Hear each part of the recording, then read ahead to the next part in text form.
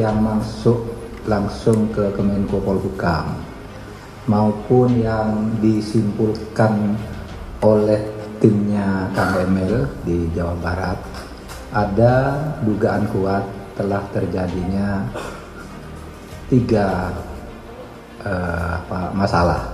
Pertama, terjadinya tindak pidana. Ya, ada beberapa hal tindak pidana. Laporan masuk ke Menko Polhukam dan kesimpulan-kesimpulan dari berbagai penelitian nanti akan, dan juga ada laporan resmi yang akan disampaikan ke Polri. Nah, Polri akan menangani tindak pidananya.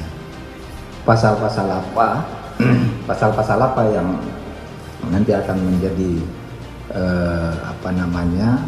dasar untuk melanjutkan proses pidana nanti akan diumumkan pada waktunya. Tapi Polri akan mengambil tindakan karena dari semua pintu yang masuk laporan pelanggaran pidananya, dugaannya sudah sangat jelas dan unsur-unsurnya sudah diidentifikasi. Tinggal diklarifikasi nanti di dalam pemanggilan atau pemeriksaan. Sebenarnya yang dilakukan Panji Gumilang sudah cukup merupakan tindak pidana dalam ranah delik umum, bukan delik aduan lagi. Jadi polisi dan kejaksaan tidak perlu menunggu aduan dari masyarakat karena ini merupakan delik aduan, merupakan penghinaan dan penodaan terhadap agama, melanggar Undang-Undang PNPS nomor 1 tahun 65 tentang PNPS ya, tentang penodaan agama. Jadi tidak perlu lagi polisi serta aparatur negara yang lain menunggu delik aduan atau menunggu aduan dari masyarakat. Jadi seharusnya segera aparatus keamanan dalam hal ini polisi dan Kejaksaan Agung untuk melakukan pemanggilan dan selanjutnya proses-proses hukum kepada Panji Gumilang untuk meredakan kondisi yang sekarang gesekan-gesekan sudah meletup dan menyusahkan pemerintah, masyarakat dan semua. Pada akhirnya ini menjadi bom waktu yang besar yang saat ini saja sudah mulai meletup. Nah, ini harus untuk menghindari itu, maka seyogianya kami menyerukan dari Majelis Ulama Indonesia agar segera melakukan tindakan hukum terhadap Panji Gumilang. Ya, Mbak Fani, saya kira memang ini sudah sangat meresahkan ya. Kita ini 7 bulan menjelang Pilpres dan isu agama itu sensitif sekali, bisa sangat berdampak di kerukunan antar warga masyarakat. Karena itu saya setuju bahwa pemerintah harus segera bertindak. Karena begitu banyak kejahatan tersembunyi yang dilakukan Panji Gumilang atas nama agama. Menko Polhukam Mahfud MD telah resmi memerintahkan Polri untuk mendalami dugaan tindak pidana yang dilakukan oleh Panji Gumilang. Berdasarkan hasil rapat, Mahfud MD menjelaskan ada dugaan kuat 3 masalah di Ponpes Al Zaitun, yaitu salah satunya terkait dugaan tindak pidana. Mahfud MD mengatakan dugaan tindak pidana akan diproses oleh Polri.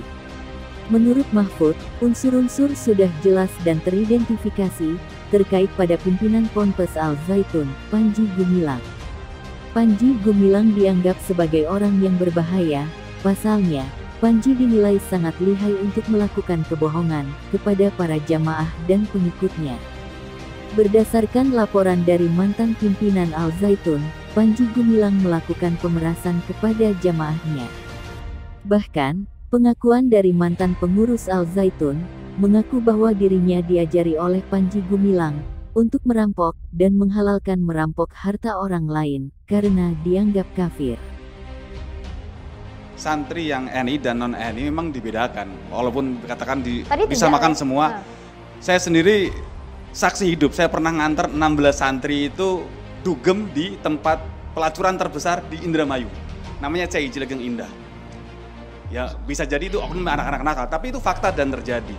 Dan di NI sendiri memang teorinya itu dari Panji Gumilang nggak menyampaikan silakan ngerampok, silakan nyuri, tapi mengatakan bahwa harta orang di luar kelompok, termasuk orang tua yang belum berbaiat itu kafir semua, dicuri nggak apa-apa. Nah dulu tahun 2000 sampai 2002 ketika saya masih di dalam, Itu mohon maaf, setiap hari kerjaan kita ngerampok. Karena target kita kalau misalnya satu bulan harus bawa 10 miliar, dapatnya misalnya 1 miliar, itu nggak berani pulang kita. Kalau pulang, lepas baju, dicambuk, kalau belum berdarah belum penting. Cara ngumpulinnya gimana itu Mas, uang sebanyak itu, Mas? Yang mengharuskan siapa? Kita dulu, ya kita di teritorial sudah punya struktur negara, RT, RW, Lurah, Camat, dan masing-masing ini juga punya jabatan tertentu.